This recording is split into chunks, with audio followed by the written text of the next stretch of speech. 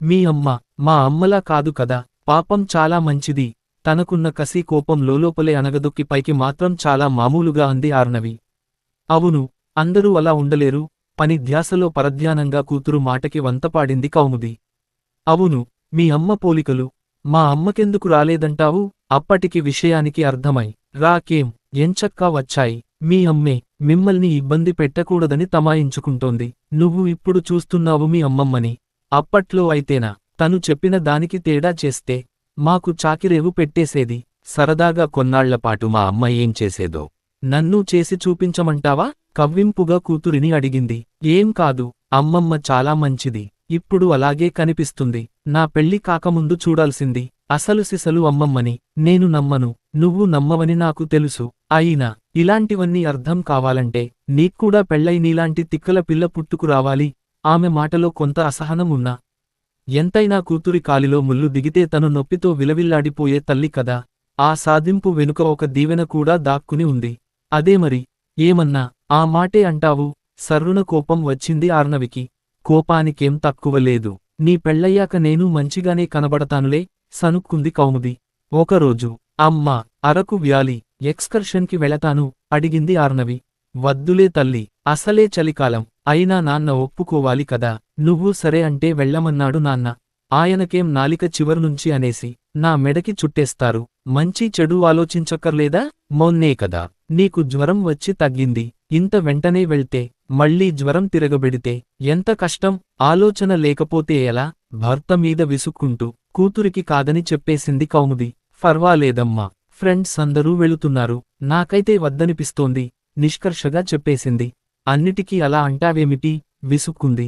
రేపు నువ్వు అమ్మ అయ్యాక తెలుస్తుందిలే. నీలా కాదు, నేను నా పిల్లల్ని ఎప్పుడు కావాలంటే అప్పుడు, ఎక్కడికి కావాలంటే అక్కడికి పంపించేస్తాను పౌరుషంగా చెప్పింది. అదీ చూద్దాం చిన్నగా నవ్వింది కౌముది. ఈ కాలం పిల్లలు మామూలేగా. చివరికి కూతురు మాటే నెగ్గింది. ఆర్నవి ఇంజనీరింగ్ చదివే టైములో ఇలాంటివి చాలానే జరిగాయి. దాంతో పాపం కౌముది మీద అన్నిటికీ వద్దంటుందన్న ముద్ర పడిపోయింది. రోజు రాత్రి తండ్రి కూతురు కలిసి చిన్న మీటింగ్ ఏర్పాటు చేశారు. వంట వద్దని బయట నుంచి బిర్యానీ అవి ఆర్డర్ చేసి తిన్న తర్వాత తీరిగ్గా కౌముదిని ముగ్గులోకి లాగారు.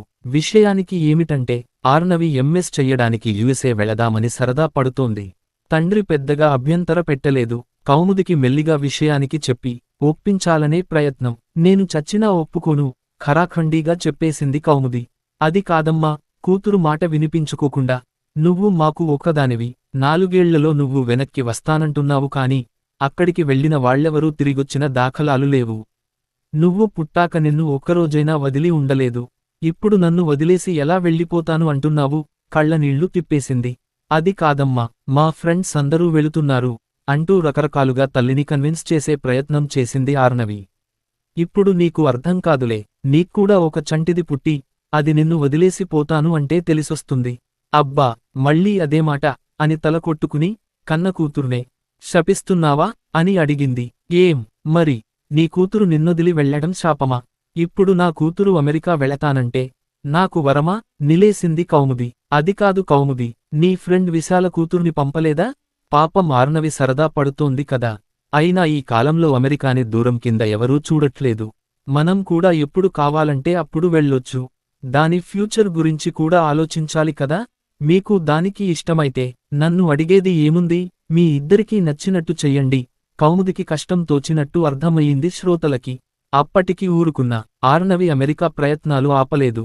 తండ్రి కూతురు కలిసి గుట్టుగా అమెరికా కాలేజీలో సీటొచ్చేదాకా చెప్పకుండా ఫీజు కట్టే ముందు మళ్లీ ఒకసారి కదిపారు. కూతురు యుఎస్ ప్రయాణం మానేసిందని సంతోషపడుతున్న కౌముదికి చాలా బాధ అనిపించింది. మీ ఇద్దరికీ ఇష్టమైతే నిరభ్యంతరంగా వెళ్ళొచ్చు అని ముభావంగా చెప్పేసి ఆ క్షణం నుంచి వాళ్లతో అవసరమున్నా మాట్లాడటం మానేసింది. వాళ్ళు ఏదన్నా అడిగితే అంటీ ముట్టనట్టు జవాబు ఇవ్వడం మొదలెట్టింది. ఈలోగా అనుకోని సంఘటన ఒకటి జరిగింది. రా అన్నయ్య, ఫోనైనా చెయ్యకుండా వచ్చావు. అంతా కులాసానా అంటూ ఊరు నుంచి దిగిన అన్నగారిని ప్రేమగా ఆహ్వానించింది కౌముది. మావయ్య, అత్తయ్య ఎలా ఉంది అంటే నా గురించి ఏమడగవా? అత్తయ్య ఎక్కువైందా నీకు? అన్యాయం కదా. జాలిగా మొహం పెట్టాడు కిషోర్. నువ్వు బాగానే కనిపిస్తున్నావు కదా. చేతుల్తో ఆయన లావైనట్టు చూపిస్తూ నవ్వింది ఆర్నవి. బాగా లావయ్యానంటావా? నవ్వుతూ అడిగాడు మేనకోడల్ని. ఆన్! ఓ గుప్పెడు పొట్టొస్తే మంచిదేలేరా, అది అలాగే అంటుంది అన్నయ్యని సమర్థించింది కౌముది.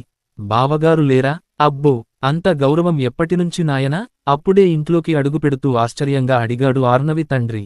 ఏం చేస్తాం, ఒక్కోసారి ఎలాంటి వాళ్లకైనా గౌరవం ఇవ్వాల్సి వస్తుంది. అంటే ఏమిట్రా నీ ఉద్దేశ్యం? అంతే. ఇద్దరూ పెద్దగా నవ్వుకున్నారు. కారణం, ఇద్దరూ చిన్నప్పటి నుంచి మంచి స్నేహితులు. భోజనాలు చేస్తుండగా అసలు విషయానికి బయటపెట్టాడు కిషోర్. మనం అనుకుంటే సరిపోదు అన్నయ్య, వాళ్ల ఉద్దేశ్యాలు వేరేగా ఉన్నాయి. ఆయన గారు కూతుర్ని అమెరికా పంపుతారుట, చదువులకి. చాలా కష్టంగా చెప్పింది కౌముది. అమ్మకి అంత బాధగా ఉందా అనిపించింది ఆర్నవికి. తండ్రి మొహం చూసింది కొంచెం బేలగా. ఎప్పుడు వెళుతున్నావు అమెరికా? మామయ్య ప్రశ్నకి వెర్రినవ్వు నవ్వి. ఇంకా ఏం తెలియదు అంది. విమానం ఎక్కే ముందు రోజు చెబుతారులే అన్నయ్య. అదేమిటమ్మా అలా అంటావు? బాధగా అంది ఆర్నవి. చూడు చెల్లెమ్మ, దానికి ఇష్టమై వెళ్తానంటే నువ్వు ఒడ్డు పెట్టకూడదు. ఈ రోజుల్లో ఎంతమంది వెళ్ళట్లేదు? అంతేలే అన్నయ్య, ఈ కష్టం తెలియాలంటే దానిక్కూడా ఓ కూతురు పుట్టాలి. అబ్బా, మళ్ళీ మొదలెట్టింది. ఇరిటేషన్ వచ్చేసింది ఆర్నవికి. సాయంత్రం తిరిగి వెళ్లే ముందు, ఆర్నవి అమెరికా విషయానికి తెలిసాక నా ప్రపోజల్ గురించి ఇంక ఏం మాట్లాడలేకపోతున్నాను చెల్లెలి దగ్గర సెలవు తీసుకుంటూ అన్నాడు కిషోర్. ఏం చేస్తాం, మనం చాలానే అనుకుంటాం. మన చేతుల్లో ఏమీ లేదు. వదిన్ని ఏమీ అనుకోవద్దని చెప్పు. విశ్వాగాడికి నా తరఫున సారీ చెప్పు. బాధపడింది కౌముది. రాత్రి మళ్ళీ ఒక చిన్న మీటింగ్. తాడో పేడో తేల్చేసి తల్లిని ఒప్పించాలని ఆర్నవి ప్రయత్నం. అయితే ఆమె ఆశ్చర్యపోయేలా తండ్రి స్వరం మారిపోయింది. అది కాదు నాన్నా. లేదు తల్లి, నేను చెప్పేది విను ముందు. తర్వాత నీకు నచ్చిన నిర్ణయం తీసుకో. అమ్మా నేను కూడా కాదనం. తల్లి తరఫున కూడా హామీ ఇచ్చాడు. విశ్వ మంచివాడు. సీఏ పాసై హైదరాబాద్లో మంచి ఉద్యోగం చేస్తున్నాడు. ఆస్తులు బాగానే ఉన్నాయి. వాడు నిన్ను ఇష్టపడ్డాడని కాని నిజానికి అలాంటి సంబంధం తేవడం కొంచెం కష్టమే తల్లి. పైగా వాళ్ళొచ్చి నిన్ను ఇమ్మని అడుగుతున్నారు. ముఖ్యంగా అత్తయ్య మామయ్య చాలా మంచివాళ్లు. అవకాశాలు అస్తమానూ రావు. ఇప్పుడు వదిలేస్తే తర్వాత బాధపడాల్సి వస్తుందేమో ఆలోచించు. ఆర్నవికి ఉడుకుమోత్తనంగా ఉంది. ఒరేయ్ విశ్వ, ఎంత చెప్పాను నాకు యుఎస్ వెళ్లడం ఒక పెద్ద డ్రీమ్ అని. ఒక్క 4 ఏళ్లు పెళ్లికి ఆగమంటే వినవా? నీ పని ఇప్పుడు కాదు. పైగా మామయ్యని పంపించి నన్ను ఇరికిస్తావా? లోపల రగిలిపోతోంది ఆర్నవి. నిజానికి వాళ్ళిద్దరూ ప్రేమించుకున్నా ఇటు అటు పెద్దలకి ఏమాత్రం తెలియకుండా జాగ్రత్తపడ్డారు. నువ్వేం మాట్లాడవేం అన్న భర్త వైపు నిర్లిప్తంగా చూసింది కౌముది. నా మాటకి ఏమాత్రం విలువ లేనప్పుడు మాట్లాడి ఏం ప్రయోజనం? ఇంక లాభం లేదని, నాకు విశ్వాని చేసుకోవడానికి అభ్యంతరం లేదు. మనసులో మాటని బయటపెట్టే అవకాశాన్ని వదులుకోవడం ఇష్టంలేక చెప్పేసింది ఆర్నవి. వింటోన్న ఇద్దరి మొహాలూ వెలిగిపోయాయి. కానీ యుఎస్ వెళ్ళొచ్చాక అయితే ఓకే. అంటే 4 ఏళ్లు ఆగాలి మరి. కూతురు ఒప్పుకోవడంతో మురిసిపోయి మర్నాడే బామ్మర్ది ఊరికి ప్రయాణం అయ్యారు. 4 ఏళ్లు ఆగడం సమస్య కాదు. కాని మా అమ్మానాన్న బావుండగా వాడికి పెళ్లి చేసేయాలని నా తాపత్రయం. వదిన మాటకి ఏం చెప్పాలో తెలియక కూతురి వంక చూసింది కౌముది. అందరూ 10 సార్లు చెప్పిన మీదట తప్పనిసరై కొంత అయిష్టంగానే ఆర్నవి సరే అంది. ఫోన్లో మాత్రం విశ్వాని వాయించేసింది. అది కాదే బాబూ, మా అమ్మమ్మ తాతయ్య బాగుండగానే పెళ్లి చెయ్యాలని అమ్మ పట్టు. దానికి నేను ఎదురు చెప్పలేకపోయాను. సారీనే బతిమాలాడు. అందరూ ఆనందంగా భోజనాలు చేస్తుండగా ఇందాక ఒప్పుకున్నాను కాని నేను అమెరికా వెళ్ళొస్తేనే కాని ఈ పెళ్లి చేసుకోలేను. మళ్లీ పాత బాంబే పేల్చింది ఆర్నవి. మళ్లీ మొదటికొచ్చిందా వ్యవహారం అనుకుంటూ తలలు పట్టుకున్నారు అందరూ. నిమిషానికి ఒక మాట అయితే ఎలాగమ్మా అన్న తండ్రి వైపు చూస్తూ. నాన్న, నీకు తెలుసుగా నా ఎయిం ఎలాగైనా అమెరికా వెళ్ళాలి. గారాలు పోయింది. పెళ్లయ్యాక మీ ఆయన తీసుకెళ్తాడులే అన్న అత్తయ్య మాటల్ని తేలిగ్గా తీసేస్తూ. ఏం అక్కర్లేదు, నేనే వెళ్ళగలను కీవిగా చెప్పింది. అది కాదమ్మా, నచ్చ చెప్పబోయిన తల్లిని ఆగమని. ఈ నెలాఖరున మా ఆఫీస్ వాళ్ళు ఓ ప్రాజెక్ట్ పని మీద నన్ను 3 నెలలు యుఎస్ పంపిస్తున్నారు. ఇప్పుడే ఫోనొచ్చింది. అందుకని 4 నెలల తర్వాత ముహూర్తం పెట్టుకోండి. అభ్యంతరం లేదు నవ్వింది. ఆ విధంగా తన కోరిక తీరుతోన్నందుకు మహదానందంగా ఉంది ఆర్నవికి.